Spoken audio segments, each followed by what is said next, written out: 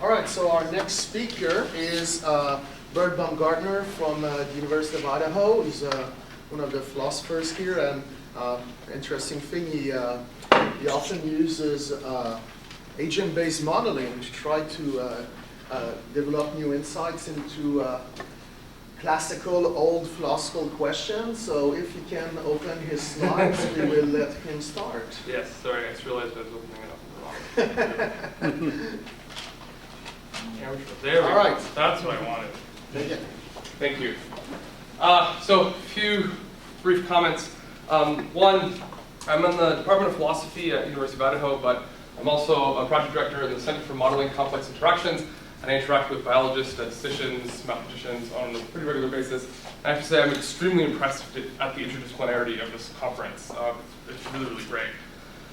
Second, if you told me at the end of my undergraduate degree, which had no math in it whatsoever, that I was at some point years down the road going to be giving a talk at the Experimental Mathematics Conference, I would have laughed in your face.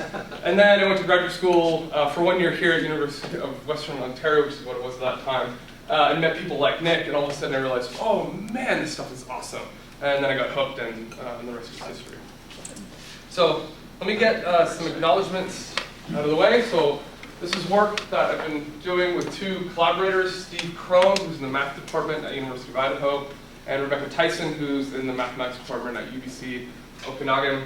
I've received some funding for some of this work, including National Institutes of Health funding. And if you're curious, how the heck did they give me money to do this type of work? I'm happy to answer that in the last period. I'll make that connection for you, but I'm not going to say how this relates to health at the moment.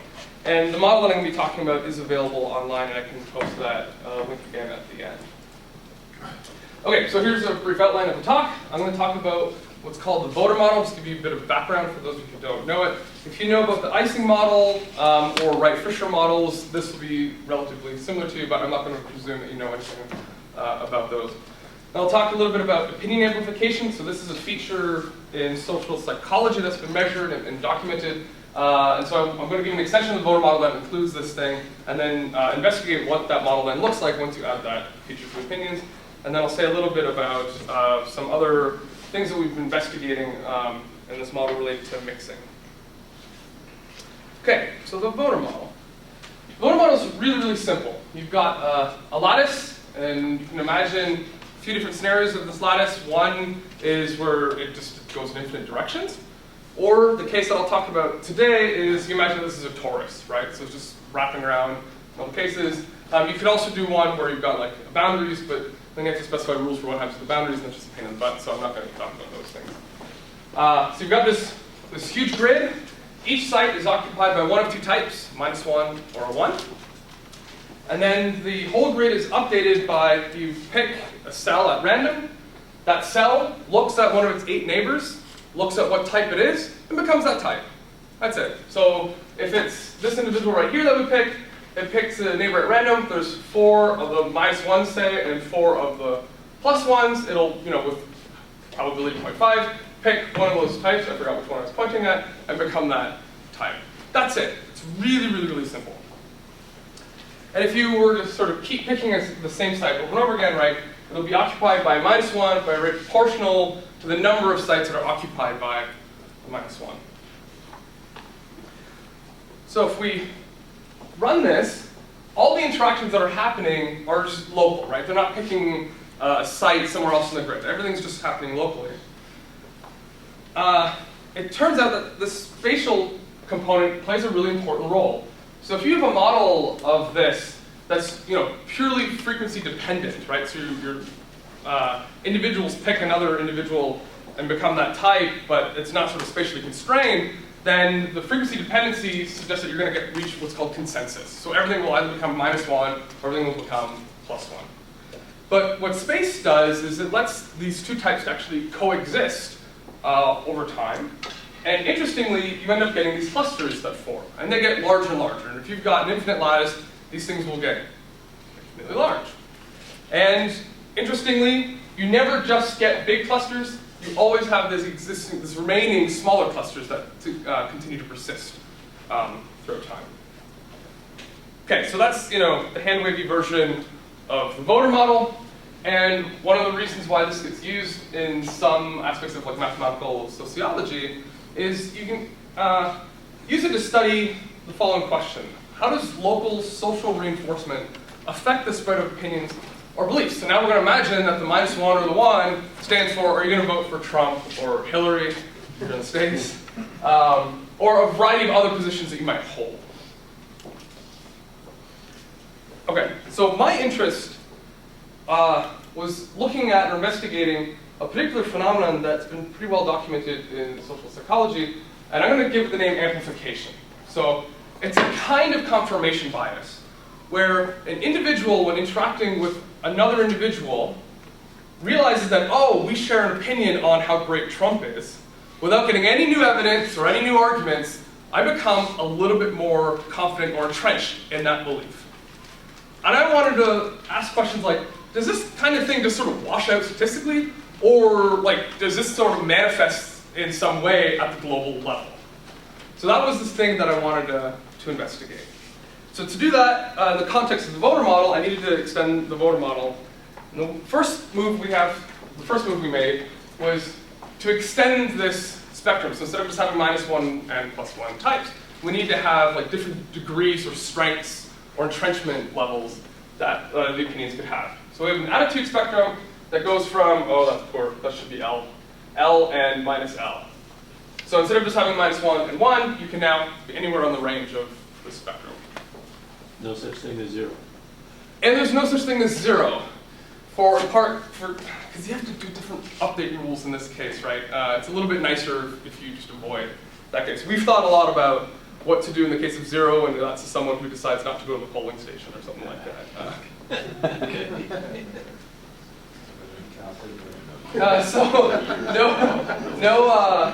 So we're gonna try to have a case where there's no amplification, and the idea here is that you interact with someone else, and you just try to meet them in the middle, right? For the philosophers, you can think about this as almost being like epistemic peers, right? You're in no better position than I am. We happen to disagree, and so, I'm going to make a step towards you. And it doesn't really matter which side you're on, right? So if you imagine the two on that side, one of them is really confident, the other one's a little less confident. If you're updating the one on the left that's more confident, they'll become a little bit less confident. So they're always trying to come to agreements, right?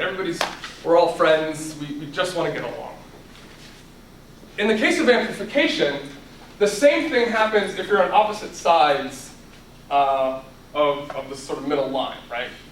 But if you happen to be on the same side, so if you've got the same sign, then the person will then become a little bit stronger, right? So they inflate, or they entrench their belief a little bit more. And we don't do this all the time. So every time you see PA, that's just the probability that you use this type of updating, this amplification updating, as opposed to that type of updating. And I'll just give away the result. It turns out, for very low values of PA, we're going to see some really interesting results with respect to polarization. So I'm going to restrict most of the analysis to the simplest case that makes a difference for amplification. This is when you have the spectrum going from -2 to 2. It makes it a little bit easier to visualize, and then later on I'm going to show you an ODE model that we did, and it's just nicer when you just have 4 state variables as opposed to, going much larger than that. So the key difference here, if you're thinking about the row as being a focal individual, the difference between amplification and no amplification is in these bold cells.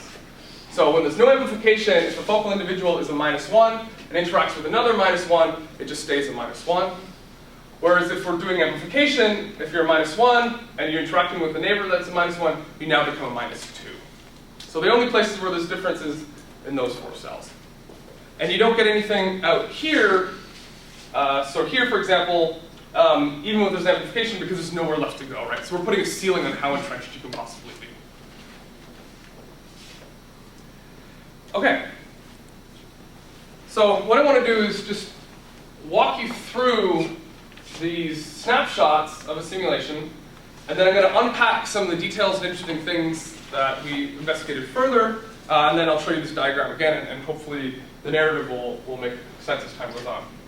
So if you just look at the distribution of the attitudes, so this is a case we're doing from -5 to 5. What you'll notice is we start with a relatively uniform distribution. What you see is a huge amount of centering. everybody moving towards the center. And this is with amplification of, I think it's 0.05.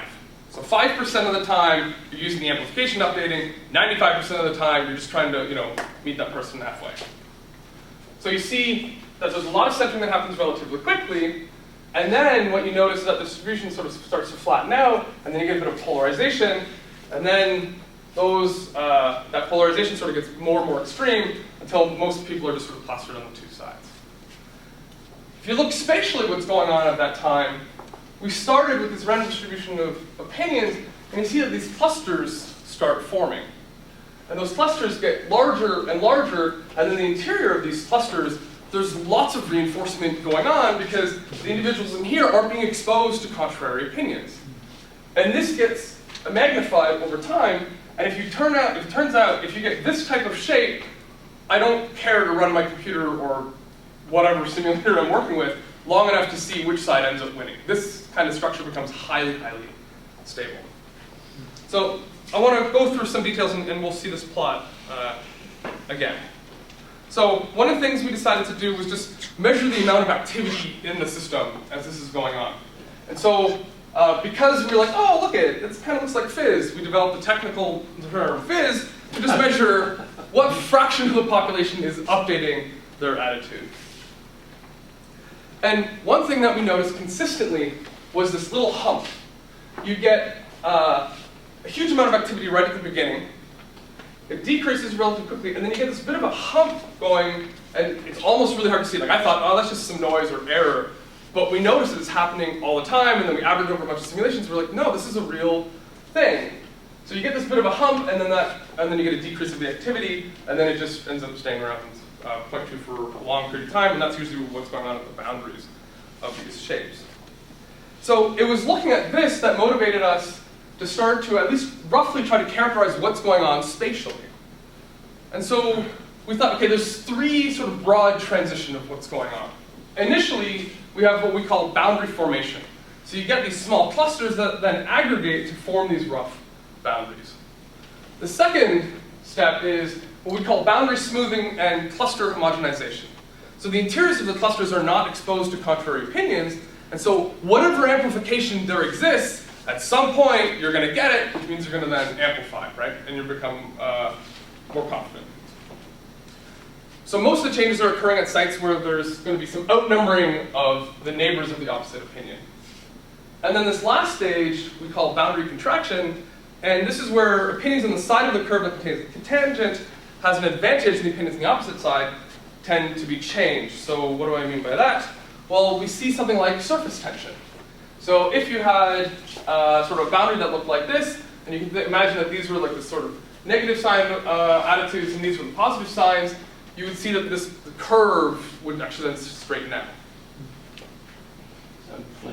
Outflanking the enemy. Yeah, it's kind of like outflanking the enemy. That's right. So of course, if you imagine what happens when you've got a circle now, circles will get eaten up. Even if there are more opinions or attitudes on that side, because of the spatial structure, those circles will eventually get eaten up. So we started looking at cases like how big do the circles have to be in terms of given how big a circle is, how fast will it then get eaten up? Does it matter if you're just going from -2 to 2, or let's say we have a larger spectrum? What does a larger spectrum do? So what I'm showing here is in this middle row, we have just a spectrum that goes from -2 to 2. And what you see is there's this isthmus that builds up, or this sort of land bridge that builds between the two, but nevertheless, because of the curvature, or the very rough curvature of space, that thing still gets eaten up. If you have a larger spectrum, so going from -5 to 5, what you can see is the boundaries end up being a little bit more stable. And so you don't get this land bridge that builds between the two.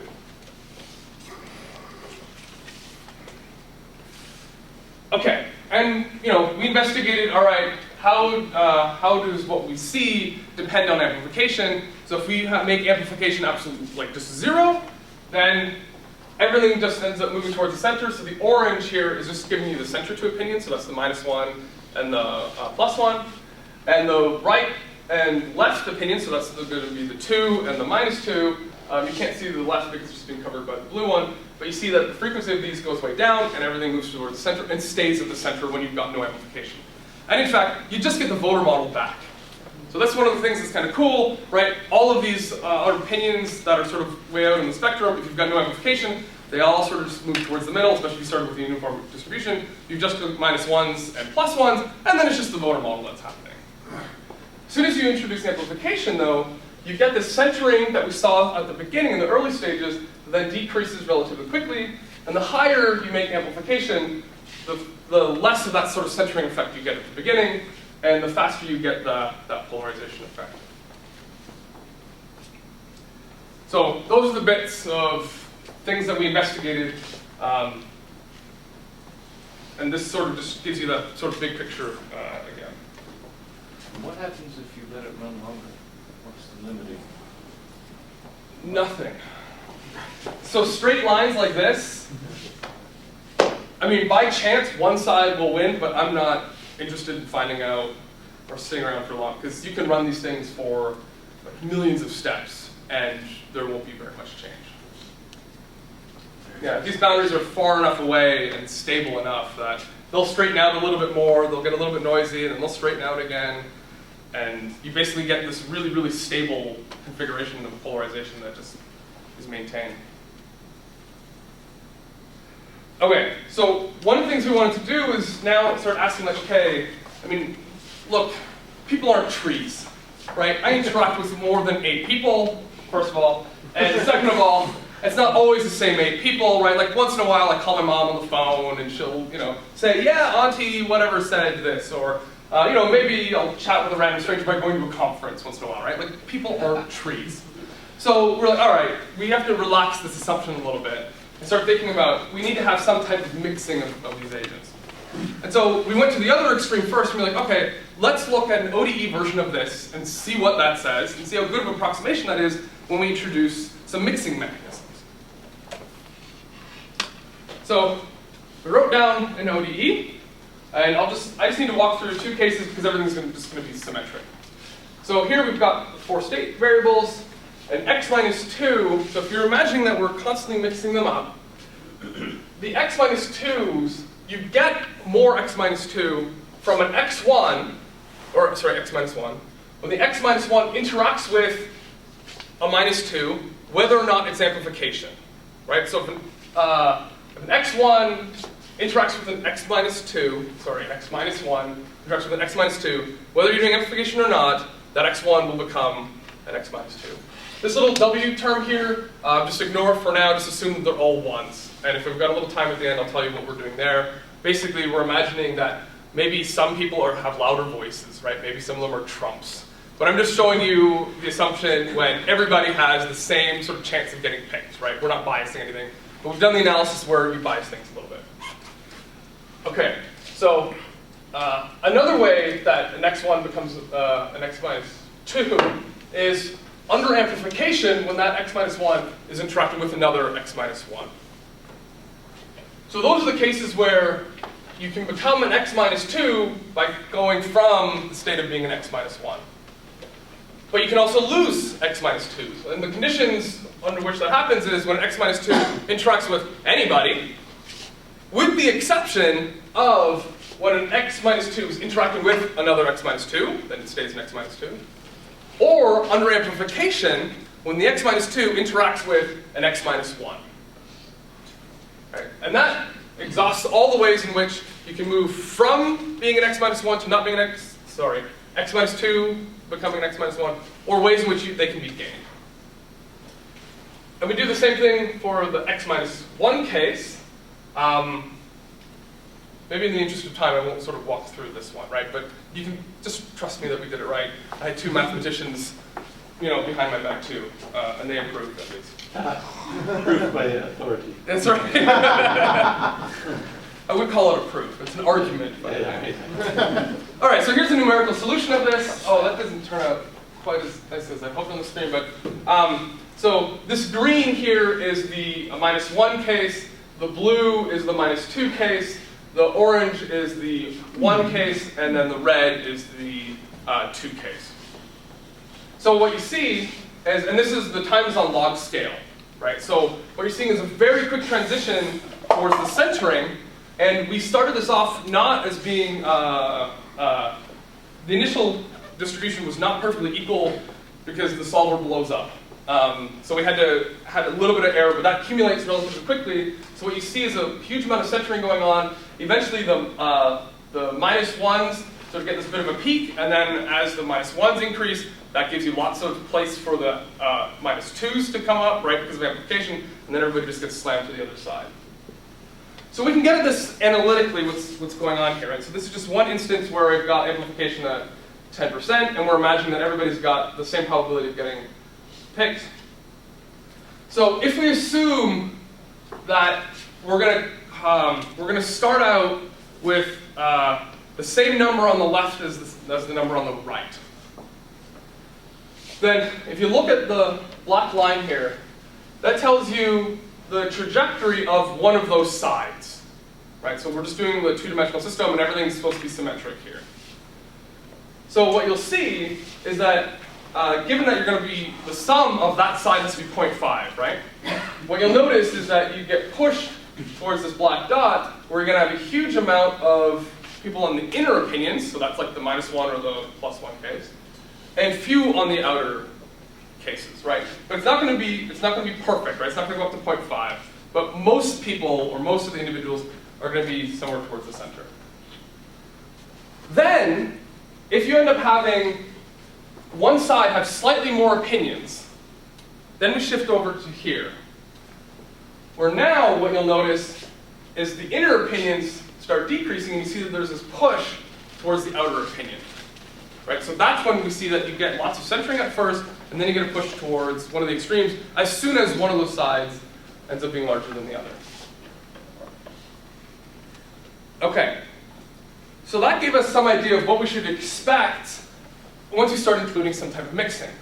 And then at the implementation stage, we realized, wait a minute, there's actually at least two ways that we can add mixing into our voter model. One of them we're going to call relocation, and we're thinking about this like spatial relocation. You take an individual, they're moving to Europe, you plop them down here, you take the person in Europe, and you plop them back where the other person originally was. That's one way to add a certain amount of mixing, right? You're just changing the relocations. The other way to do mixing, we're calling telephoning. So imagine that, most of the time I'm going to have an interaction with my 8 little neighbors, but once in a while I make a phone call to someone else, and I update according to that. Those are two different ways in which you can mix things. At really high levels, you can't tell the difference. They basically have this exact same effect, and the ODE model is a very good approximation of what we end up seeing. But for low levels, the spatial relocation, which is this top one, is much more disruptive in terms of the spatial configurations that we have than telephoning is. And this is the sort of baseline case that we had before, where we're not getting any mixing whatsoever. So you can see, when we have relocation, it sort of breaks apart the spatial configurations, and in particular from the inside out. So you can see that with telephoning, this cluster is being broken down, but it's a lot mainly from the outside. Whereas in the case of relocation, it's sort of being broken up sort of uniformly across the entire configuration, right? It's not sort of at boundaries, it's sort of from the inside as well.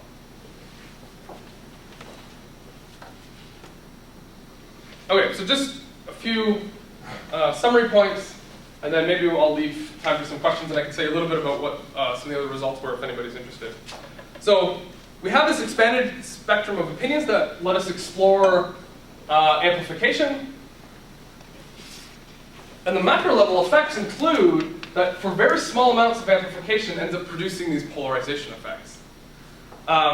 We've got these spatial boundaries in addition to clustering, right? So the standard voter model gives you this clustering, but there's no boundaries, there's no surface tension there. And if anyone's familiar with the threshold voter model, you do get surface tension in the threshold voter model, but we're now doing it without having any of these sort of specified thresholds in it. Large spectrums end up making these boundaries relatively smooth, and distances less likely, and some spatial configurations end up maintaining polarization for a really, really long period of time. So let me stop there.